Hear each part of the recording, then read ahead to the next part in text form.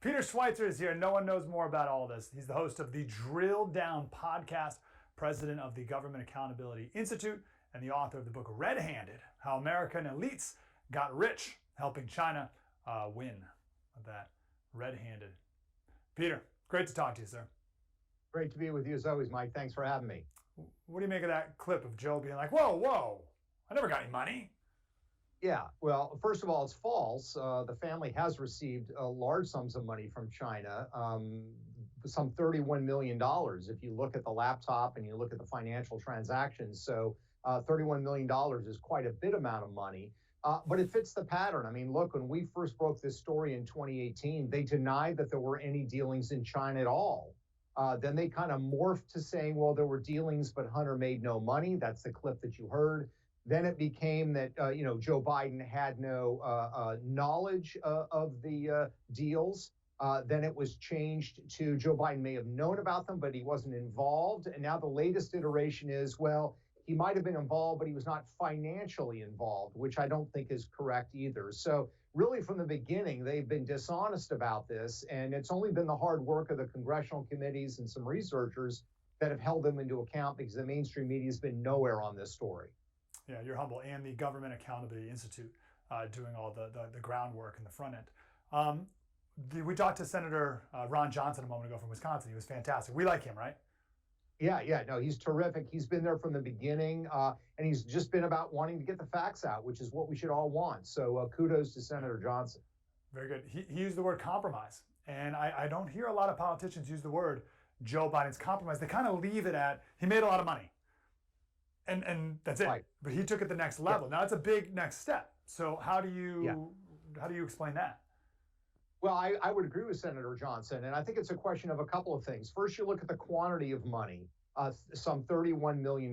It's well documented, and this involves, transfers of $5 million to the Biden family for no discernible service whatsoever. So why are they continuously sending tens of millions of dollars to the Biden family? That's sort of a curious question. And then the second thing you want to look at is the issue of who is sending the money. And as I point out in Red Handed, when you look at the 3 Chinese businessmen that have sent the bulk of that money, each and every one of them has ties to the highest levels of Chinese intelligence. Everybody knew he was the son of the vice president at the time, and any intelligence service worth their weight in gold would want to recruit or compromise somebody that is in that position of leadership in a family that's so powerful in the United States. Yes, of course. And the Bidens are happy to take the money. So right now, how do you think Chinese intel is feeling about all of this? Everything with the emails coming out, investigations, impeachment inquiries, all that stuff. How does Chinese intel feel about it? Well, I think they're nervous to some extent. Look, when Joe Biden was elected in 2020 president of the United States, there was a very famous speech by a Chinese official bragging, kind of smiling to the people in the audience, the Chinese audience, about, the Bidens are now in office and we helped set them up in business in China. They're very happy, I think, with the policy approach of the Biden administration. It's not perfect, but they don't want perfect. What they're looking for is what they call big help with a little bad mouth. In other words, they understand that officials in the United States are going to have to badmouth China. They're even going to have to carry out some policies they may not like. But are they helping them on the things that matter most, which is access to our capital markets, access to our technology? And in those areas, absolutely, Joe Biden is giving them everything they want. So I think they're quite happy. And they certainly would like to see Joe Biden reelected in 2024. That's got to be a priority for them. Wow. Okay. What was that expression again? Did you make up that expression, or is that No, Sun Tzu who came up with that? It's actually a Chinese intelligence expression, which is big help with a little bad mouth. In other words, if you help us on the things that matter, if you criticize us on human rights or you say things about Taiwan, we don't care. Because you need to say that to maintain your political credibility in the United States. We're focused on the big things that matter to us, and that's access to Western capital markets, that's access to technology. If you help in those areas, you say a few bad words, they're not particularly concerned about. Yes, of course. How hard is your job How hard is it to find stuff? My research abilities pretty much end at Google. I'm pretty good at Google book search. I perfected that Yep. skill in college, but that's pretty much all I got. Right. What do you guys do, and how difficult is it?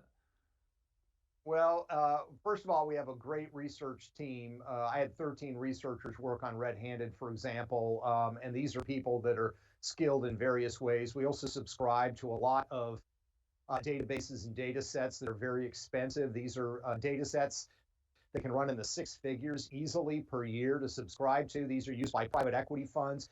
They're used by the Department of Homeland Security to track the flow of funds and relationships between people. So those tools are helpful, but ultimately what you need to do is you need to look at timing, you need to look at relationships, and you need to follow the money. It's the oldest game in the book. So it takes a lot of work.